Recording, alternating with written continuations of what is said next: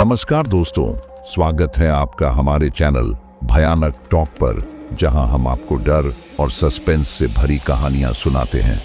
आप लोगों ने आज तक बहुत सी ट्रक ड्राइवर की हॉरर कहानियां सुनी होगी, लेकिन आज जो कहानी मैं आप लोगों को सुनाने जा रहा हूं, उसे सुनने के बाद आप लोगों को असली डर का एहसास होगा।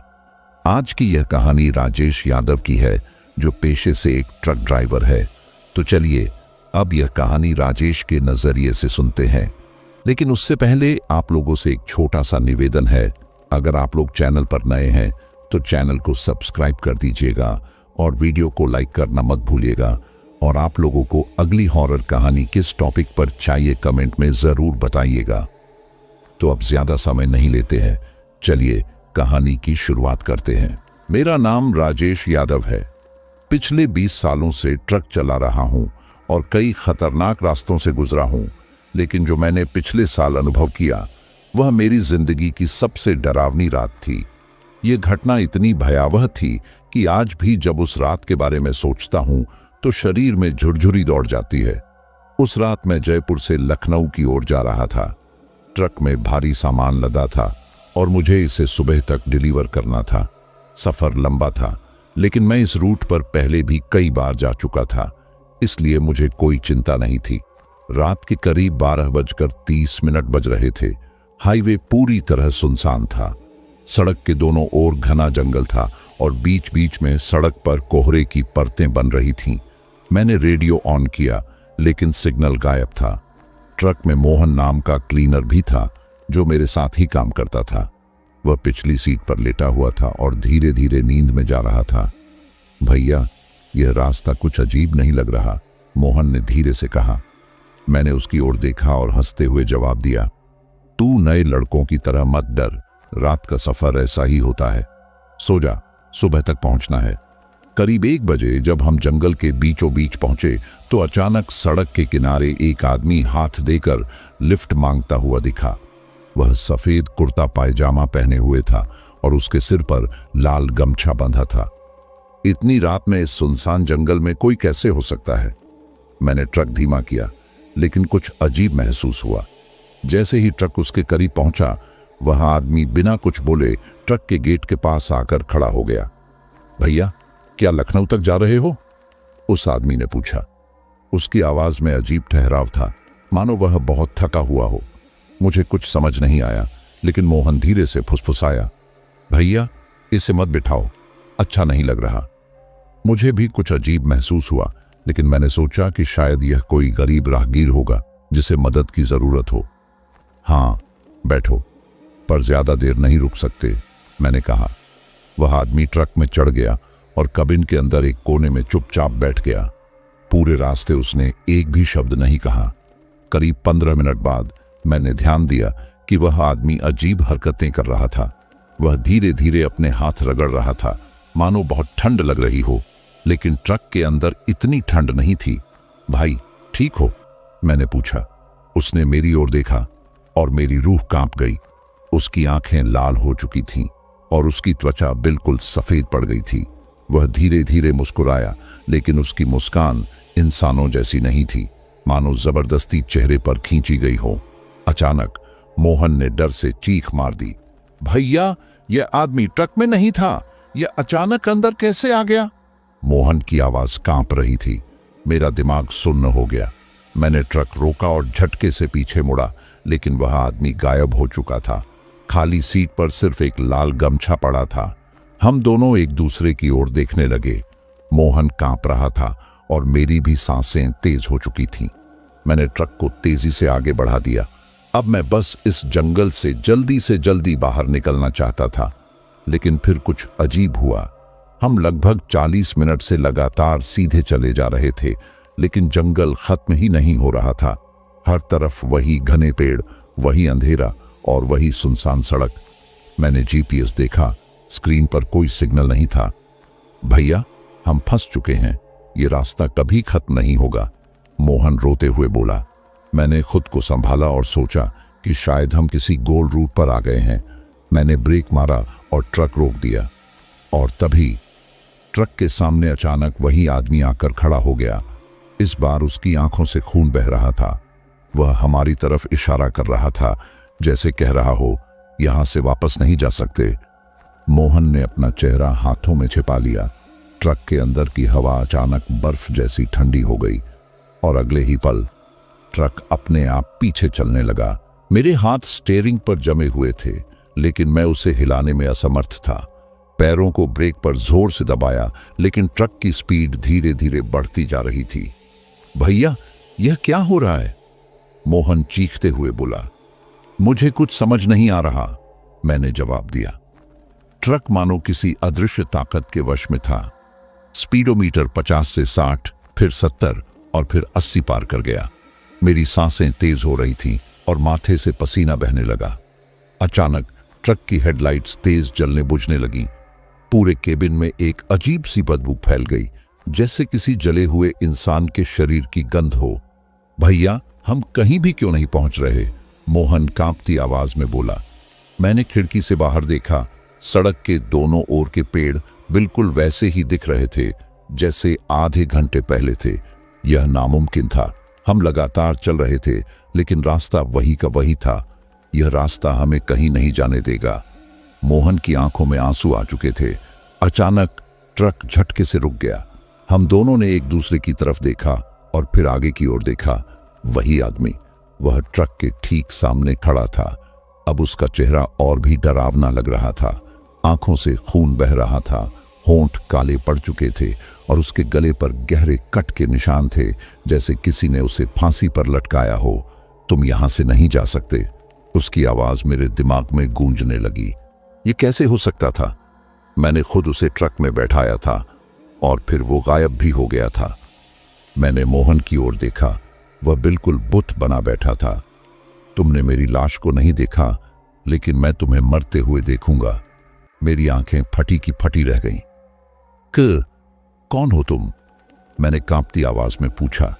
उसने धीरे धीरे अपनी गर्दन घुमाई और उसकी हड्डियों के चटकने की आवाज आई। मैं इस रास्ते पर मर चुका हूं और अब तुम भी यहीं मरोगे। ट्रक अचानक बंद हो गया। हेडलाइट्स बुझ गईं। पूरी सड़क पर अंधेरा छा गया। मैंने ट्रक स्टार्ट करने की कोशिश की, लेकिन इंजन ने कोई रिस्पॉन्स नहीं दिया। भैया, जल्दी करो, जल्दी करो, मोहन लगभग रोते हुए चिल्ला रहा था। मैंने एक बार फिर इग्निशन घुमाया और इस बार ट्रक स्टार्ट हो गया। मैंने पूरे जोर से एक्सीलरेटर दबाया और ट्रक उस आदमी की तरफ बढ़ने लगा। लेकिन जैसे ही ट्रक उसके करीब पहुंचा, वह हवा में गायब हो गया। अचानक सामने जंगल खत्म हो गया और एक चौड़ी सड़क दिखने लगी। भैया, हम बच गए? मोहन ने कांपती आवाज में पूछा। मैंने कोई जवाब नहीं दिया, बस ट्रक को तेजी से आगे बढ़ाने लगा। हम लगभग आधी रात से 3 घंटे तक एक ही जगह पर फंसे रहे थे, लेकिन जैसे ही हम आगे बढ़े, ट्रक के पीछे से किसी के जोर से हंसने की आवाज आई। हमने डर के मारे शीशे में देखा, कोई भी नहीं था, लेकिन मेरे कानों में अब भी वही हंसी गूंज रही थी। रास्ता साफ दिख रहा था, लेकिन मेरा मन अब भी बेचैन था। पीछे से आई वो डरावनी हंसी मेरे कानों में गूंज रही थी। मोहन ने धीरे से पूछा, भैया, क्या सच में हम बच गए? मैंने कोई जवाब नहीं दिया, बस ट्रक की स्पीड बढ़ा दी। अब मेरा एक ही मकसद था, इस रास्ते से जितना जल्दी हो सके बाहर निकलना। घड़ी में देखा, सुबह के 4 बज चुके थे। हमें जयपुर से चले हुए कई घंटे हो चुके थे, लेकिन अब भी लखनऊ तक का आधा रास्ता बाकी था। मैंने सोचा कि किसी ढाबे पर रुककर थोड़ा आराम कर लें, लेकिन मेरे अंदर एक अजीब डर था। क्या यह रास्ता सच में खत्म हो गया था या फिर यह सब सिर्फ एक शुरुआत थी? करीब आधे घंटे बाद हमें सड़क के किनारे एक छोटा सा ढाबा दिखाई दिया। वहां एक भी ग्राहक नहीं था, लेकिन लाइट जल रही थी। भैया, कुछ खा लेते हैं, बहुत भूख लगी है, मोहन ने कहा। मैं भी थक चुका था, इसलिए ट्रक रोककर ढाबे की ओर बढ़ा। जैसे ही हमने अंदर कदम रखा, एक बूढ़ा आदमी जो ढाबे का मालिक लग रहा था, हमें देखकर मुस्कुराया। आओ बेटा, इतनी रात को कहां से आ रहे हो? मैंने कहा, लखनऊ जा रहे हैं, थोड़ा आराम करने रुके हैं। बूढ़े आदमी का चेहरा अचानक गंभीर हो गया। इस समय इस रास्ते पर? बेटा, तुमने कुछ अजीब देखा क्या? मेरी सांसें तेज हो गईं। मैंने हिम्मत करके पूछा, बाबा, आपको कैसे पता? वह हमारे पास आकर धीरे से बोला, बेटा, इस रास्ते पर जो भी रात के समय जाता है उसे एक आदमी दिखता है, सफेद कुर्ता पायजामा पहने, सिर पर लाल गमछा बांधे। मेरा शरीर सुन्न पड़ गया। मोहन कांपते हुए बोला, भैया, यही तो हमने देखा था। बाबा ने गहरी सांस ली और बोले, बेटा, वो कोई इंसान नहीं था, वो एक आत्मा है। हमने बाबा से उस आदमी के बारे में पूछा। बाबा ने बताया, करीब 10 साल पहले एक ट्रक ड्राइवर ने इसी रास्ते पर एक आदमी को लिफ्ट दी थी, लेकिन अगले दिन उसी ट्रक का एक्सीडेंट हुआ और ड्राइवर की लाश जली हुई हालत में मिली। लेकिन सबसे अजीब बात यह थी कि ट्रक की सीट पर एक लाल गमछा रखा था। मेरे हाथ पैर ठंडे पड़ गए। तब से हर साल कोई न कोई ड्राइवर इस रास्ते पर गायब हो जाता है और जब उसका ट्रक मिलता है तो उसके अंदर सिर्फ एक लाल गमछा रखा होता है। बाबा की बात सुनकर हम दोनों बुत बने बैठे थे, लेकिन तभी ढाबे के दरवाजे पर किसी ने जोर से दस्तक दी। टुक टुक टुक। हमारे रोंगटे खड़े हो गए। बाबा का चेहरा सफेद पड़ गया। बेटा, दरवाजा मत खोलना। मोहन मेरी ओर देखने लगा। उसकी आंखों में डर साफ झलक रहा था। फिर दोबारा दस्तक हुई। टुक टुक टुक। मैंने हिम्मत जुटाकर खिड़की से बाहर झांका और जो देखा उससे मेरी आत्मा कांप गई। सामने वही आदमी खड़ा था, लाल गमछा पहने, सिर झुका हुआ। दरवाजे पर फिर से दस्तक हुई। टुक टुक टुक। बाबा ने कांपती आवाज में कहा, बेटा, जो भी हो, दरवाजा मत खोलना। मोहन की हालत खराब थी। वह मेरे बाजू को जोर से पकड़कर फटी आंखों से दरवाजे की तरफ देख रहा था।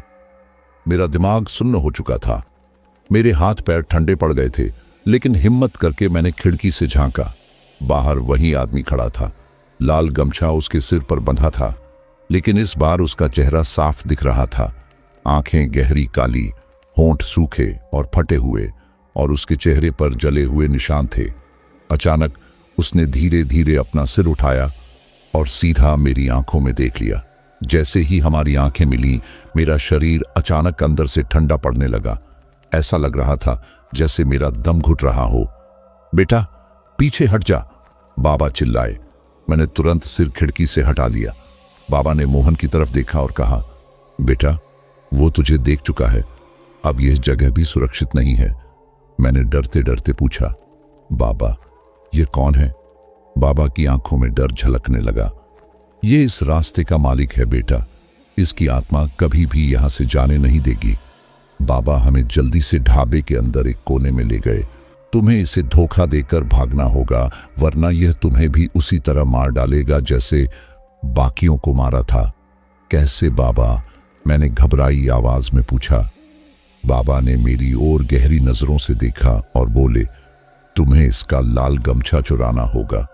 क्या? मैं और मोहन एक साथ बोल पड़े। हाँ बेटा, यह आत्मा अपने लाल गमछे से बंधी हुई है। अगर तुम इसे छीन लो तो यह कमजोर पड़ जाएगा, तभी तुम इस रास्ते से जिंदा निकल सकते हो। मेरा दिमाग तेजी से दौड़ने लगा। क्या यह आत्मा वाकई लाल गमछे से बंधी थी? अगर हाँ, तो क्या मैं इसे छीनने की हिम्मत कर सकता था? टुक टुक टुक। फिर से दस्तक हुई, लेकिन इस बार दरवाजा अपने आप खुल गया। हम तीनों ने घबराकर दरवाजे की ओर देखा। बाहर वही आदमी खड़ा था। उसकी आंखें अब और ज्यादा गहरी और काली हो चुकी थीं। उसने धीरे धीरे अंदर कदम रखा।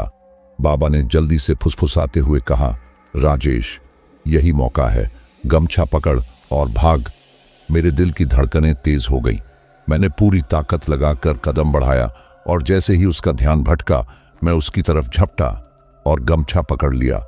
जैसे ही मैंने गमछा खींचा, वह आदमी जोर से चीख पड़ा। उसकी चीख इतनी भयानक थी कि कान सुन्न हो गए। पूरी झोपड़ी हिलने लगी। बाबा चिल्लाए, अब भागो बेटा। मैंने गमछा जोर से पकड़कर मोहन का हाथ खींचा और हम ट्रक की तरफ दौड़ पड़े। पीछे से वो आत्मा जोर जोर से चिल्ला रही थी, मुझे मेरा गमछा वापस दो। मैंने ट्रक स्टार्ट किया और पूरी ताकत से एक्सीलेटर दबाया। ट्रक आगे बढ़ा, लेकिन अचानक ट्रक का शीशा अपने आप टूट गया और पीछे से ठंडी हवा का झोंका अंदर आया। मोहन कांपते हुए बोला, भैया, वो हमारे साथ आ रहा है। मैंने शीशे में देखा, वो आदमी ट्रक के पीछे दौड़ रहा था। उसकी रफ्तार इंसानों जैसी नहीं थी। मेरे हाथ स्टीयरिंग पर जमे हुए थे, लेकिन दिल इतनी तेजी से धड़क रहा था कि ऐसा लग रहा था जैसे अभी उछलकर बाहर आ जाएगा। ट्रक की हेडलाइट्स तेज अंधेरे को चीरती हुई आगे बढ़ रही थीं, लेकिन पीछे से आती वो भयानक चीखें मेरे कानों में गूंज रही थीं। मोहन कांपती आवाज में बोला, भैया, वो हमारे साथ साथ भाग रहा है। मैंने डरते हुए रियर व्यू मिरर में झांका और जो देखा उससे मेरा दिमाग सुन्न पड़ गया। वह आदमी ट्रक के पीछे दौड़ रहा था, लेकिन उसकी चाल इंसानों जैसी नहीं थी। वह जमीन पर नहीं दौड़ रहा था, बल्कि हवा में तैरते हुए हमारी तरफ बढ़ रहा था। उसकी आंखें अब सुलगते हुए अंगारों जैसी लग रही थीं। उसका मुंह खुला था और अंदर काले धुएं जैसी चीज लहराती दिख रही थी। लेकिन सबसे ज्यादा डरावनी चीज थी, उसका शरीर धीरे धीरे पिघलने लगा था। जैसे जैसे हम तेजी से आगे बढ़ते गए, उसकी खाल गलने लगी। उसका मांस उसके शरीर से झड़ रहा था, लेकिन फिर भी वह हमारे पीछे था। बाबा ने जो कहा था वो याद आया, गमछा छीन लो तो आत्मा कमजोर पड़ जाएगी। लेकिन अगर ये आत्मा मरने वाली थी तो ये और ज्यादा ताकतवर क्यों हो रही थी? मैंने गियर बदलते हुए ट्रक की रफ्तार और बढ़ा दी। 90, 110 किलोमीटर प्रति घंटा। अब बस एक ही ख्याल था, इस रास्ते से निकल जाऊं, फिर कुछ भी हो फर्क नहीं पड़ता। मोहन हड़बड़ाते हुए गाड़ी के पीछे देखने लगा। भैया, वो गायब हो गया। मैंने झटके से मिरर में देखा। सच में वह आदमी अब दिख नहीं रहा था। मेरे शरीर को थोड़ी राहत मिली, लेकिन तभी ठक ठक ठक किसी ने ट्रक के अंदर दरवाजा खटखटाया। भैया, मोहन की आवाज कांप रही थी। धीरे धीरे मैंने गर्दन घुमाई और ड्राइवर साइड के शीशे की तरफ देखा। एक कटा फटा हाथ शीशे पर टिका था। ट्रक के बाहर कोई लटका हुआ था। अचानक ट्रक का दरवाजा जोर से खुल गया और एक सड़ी हुई लाश अंदर कूद गई। मैंने झटके से ब्रेक मारे और ट्रक जोर से हिला। मोहन चिल्लाया, भैया, वो अंदर आ गया। वो भयानक जीव जिसका आधा चेहरा जल चुका था, ट्रक के अंदर था। उसकी आंखें गहरी काली थीं और उसकी गर्दन एक अजीब एंगल पर मुड़ी हुई थी। मुझे मेरा गमछा वापस दो। उसकी आवाज इतनी गहरी और डरावनी थी कि मेरी रीढ़ की हड्डी में झुरझुरी दौड़ गई। मोहन चीखते हुए पीछे की तरफ भागा, लेकिन वह जीव सीधे मेरी तरफ झपटा। तू मेरा गमछा लेकर बच नहीं सकता। मैंने पूरी ताकत से ट्रक का दरवाजा खोला और जोर से पैर मारा। वो बाहर गिरा, लेकिन फिर भी मर नहीं रहा था। ट्रक रुक चुका था। अब मुझे एक ही काम करना था, इस आत्मा को हमेशा के लिए खत्म करना। मैंने कांपते हाथों से लाल गमछा निकाला और जमीन पर फेंक दिया। वो आत्मा झट से उस गमछे की तरफ लपकी, लेकिन तभी बाबा की कही बात याद आई। अगर इस गमछे को जला दिया जाए तो आत्मा भी हमेशा के लिए भस्म हो जाएगी। मैंने तुरंत जेब से लाइटर निकाला और गमछे में आग लगा दी। नहीं, नहीं, नहीं। वो आत्मा तड़पने लगी। उसका शरीर जलने लगा। उसकी चीखें इतनी भयानक थीं कि कान सुन्न हो गए। उसने मेरी तरफ देखा। उसकी काली आंखों से खून के आंसू निकल रहे थे। फिर एक जोरदार धमाके के साथ वो जलकर राख हो गया। मैं और मोहन ट्रक में वापस बैठे। दोनों के हाथ पैर सुन्न थे। मैंने ट्रक स्टार्ट किया और धीरे धीरे आगे बढ़ाया। रास्ता अब भी वही था, लेकिन अब वो अजीब सन्नाटा नहीं था। हम बच गए थे, लेकिन एक सवाल अब भी बाकी था। क्या वो सच में खत्म हो गया या फिर वो किसी और रूप में वापस आएगा? रात का सन्नाटा अब भी घना था, लेकिन अब मुझे वो अजीब घुटन महसूस नहीं हो रही थी। ट्रक धीरे धीरे आगे बढ़ रहा था। मोहन बगल में बैठा कांप रहा था और मैं अब भी उस मंजर को अपने दिमाग से निकाल नहीं पा रहा था। क्या वो आत्मा सच में खत्म हो गई या फिर कुछ और होने वाला था? हमने रास्ते पर दूर दूर तक नजरें दौड़ाई। चारों तरफ घना जंगल था और बीच में ये टूटा फूटा हाईवे। अचानक मोहन ने कांपती आवाज में कहा, भैया, कहीं हमसे कोई गलती तो नहीं हो गई? मैंने उसकी तरफ देखा। मतलब? वो डर से थरथराते हुए बोला, गमछा जलाया तो आत्मा राख बन गई, पर बाबा ने ये नहीं बताया कि अगर उसकी राख हमारे साथ चली गई तो क्या होगा। साले चुप बैठ, अब और मत डरा, मैं चिढ़ते हुए बोला, लेकिन अंदर ही अंदर मेरे भी रोंगटे खड़े हो चुके थे। मैंने रियर व्यू मिरर में देखा। ट्रक के पिछले हिस्से में कुछ हल्का सा अंधेरा छाया हुआ था। अरे नहीं, वो तो धुआं था। ट्रक की पिछली सीट पर काले रंग की राख बिखरी हुई थी और उसमें हल्की हल्की हरकत हो रही थी। मोहन ने भी देख लिया और डर के मारे उसका मुंह खुला रह गया। भैया, वो जिंदा है। मैंने तुरंत ब्रेक मारा और ट्रक झटके से रुक गया। हम दोनों ने फटी आंखों से पीछे देखा। राख धीरे धीरे एक जगह इकट्ठी होने लगी। फिर उसमें से एक हड्डी बाहर निकली, फिर एक और फिर उन हड्डियों पर धीरे धीरे काले मांस के टुकड़े चिपकने लगे। मोहन चिल्लाया, भैया, ट्रक छोड़कर भागते हैं। लेकिन मैं जानता था अब भागने का कोई फायदा नहीं। राख ने धीरे धीरे एक इंसानी आकृति लेना शुरू कर दिया। वो फिर से हमारे सामने खड़ा हो रहा था, इस बार पहले से भी ज्यादा भयानक रूप में। उसका शरीर पूरा जल चुका था, आंखों से अब भी खून टपक रहा था और उसकी हड्डियां जगह जगह से बाहर झांक रही थीं। लेकिन सबसे खतरनाक बात, वो अब हमसे सिर्फ 2 फीट की दूरी पर था। तुम मुझे मार नहीं सकते, मैं इसी रास्ते का हिस्सा हूं। उसकी आवाज इतनी गहरी थी कि जमीन तक हिलने लगी। मेरे पास बस एक ही रास्ता बचा था। मैंने बाबा की दी हुई गंगा जल की बोतल निकाली जो उन्होंने झोपड़ी में हमें दी थी और पूरी ताकत से उस पर छिड़क दी। जैसे ही गंगा जल उसके शरीर पर पड़ा, उसकी चमड़ी जलने लगी। उसने अपने नुकीले हाथों से मुझ पर झपट्टा मारा, लेकिन मैं झुक गया और बच गया। मोहन ने हिम्मत जुटाकर बची हुई गंगा जल की पूरी बोतल उसके सिर पर डाल दी। अब वो आत्मा चीखने लगी, जमीन पर गिर गई और फिर से राख में बदल गई। लेकिन इस बार वो राख हवा में उड़ गई और पूरी तरह गायब हो गई। कुछ मिनटों तक हम दोनों वैसे ही खड़े रहे। चारों तरफ अजीब सा सन्नाटा छाया हुआ था। अब ट्रक के अंदर कोई नहीं था। मैंने लंबी सांस ली, स्टीयरिंग पकड़ा और धीरे धीरे ट्रक को आगे बढ़ाया। इस बार रास्ता सच में साफ लग रहा था। कोई चीख, कोई परछाई, कोई डरावनी हरकत नहीं थी। हम उस मनहूस रास्ते को छोड़कर आखिरकार आगे बढ़ चुके थे। रात के 3 बजे हम एक ढाबे पर रुके। मैंने बाबा के दिए हुए धागे को देखा जो अब काला पड़ चुका था। मोहन ने कांपती आवाज में कहा, भैया, ये सब आखिर था क्या? मैंने गहरी सांस ली और कहा, एक श्राप जो अब खत्म हो चुका है। हमने चाय के लिए ऑर्डर दिया, लेकिन तभी ढाबे का मालिक हमारे पास आया और बोला, भाई साहब, आप दोनों उस रास्ते से आए हैं? मैंने सर हिलाया, हाँ, पर अब वहां कुछ नहीं है।